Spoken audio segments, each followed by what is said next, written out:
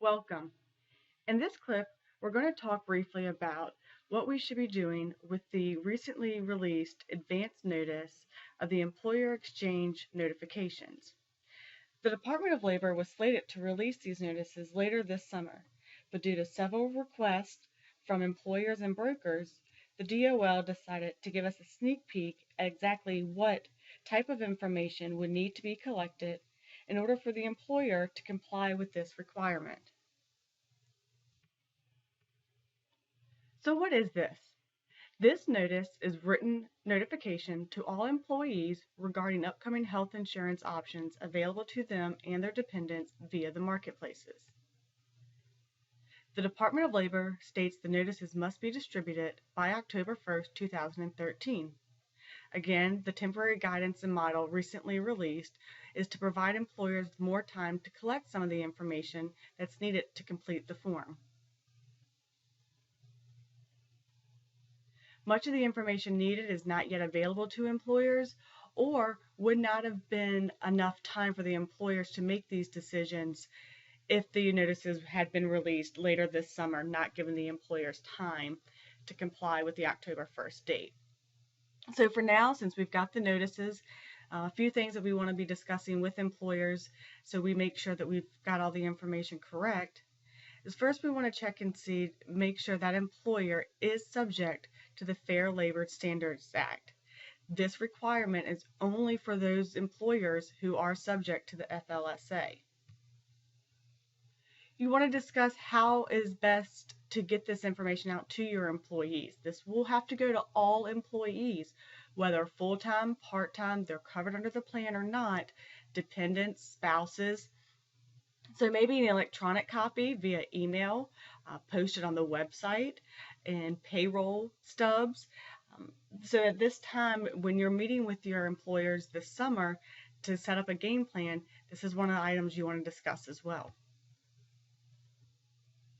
Also, you want to make sure the employer is familiar with the form. Is he able to answer and fill in all the questions? Who will be the point of contact? Employees are going to get this information and they're going to have questions. So you want to make sure whoever the point of contact is, that information is readily available to employees and their dependents, and the point of contact is aware as well that they will be contacted. Again, start early, have a plan. I think that's really the motto of this summer. Everybody should have a game plan. And remember, if you don't know, ask. That's what First National is here for. We want to help you in any way that we can. And it is possible that First National or the carrier won't be able to assist, and maybe a tax advisor or a labor lawyer would be necessary. But in those situations, rather than assuming, ask and we'll get you in the right direction.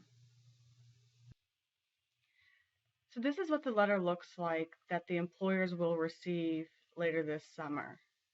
So as you can see, the first page is just your general information. What is a marketplace? Can I save money? And does the employer health coverage affect eligibility? Again, at the bottom of the first page, how can I get more information? This is where you're going to put your contact. Who's your point of contact? Page 2 begins Part B, and this is just information about the health coverage currently offered. So it asks for some employer information. Number 10, you'll notice again, who do we contact about employee health benefits at the job? Basic information in regards to who is currently offered health coverage.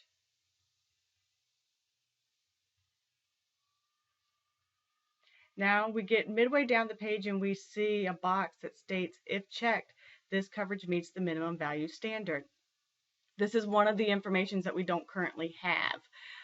We should be getting that information from carriers in the next couple of weeks so we can correctly fill out these applications, but it's possible we don't get that information until right at the end of summer.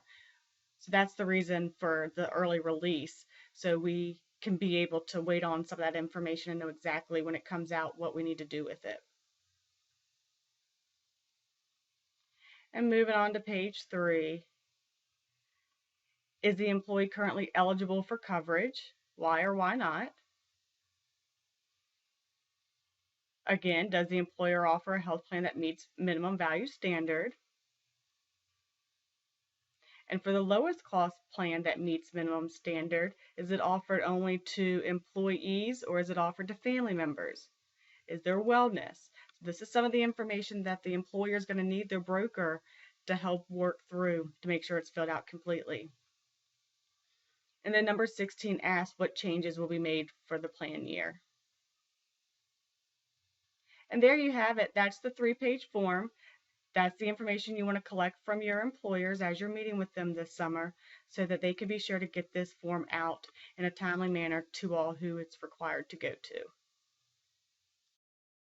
Thanks for tuning in. This has been Lindsay Waters with First National Brokerage. If you got any questions, give us a call, 800-234-5667. Thank you.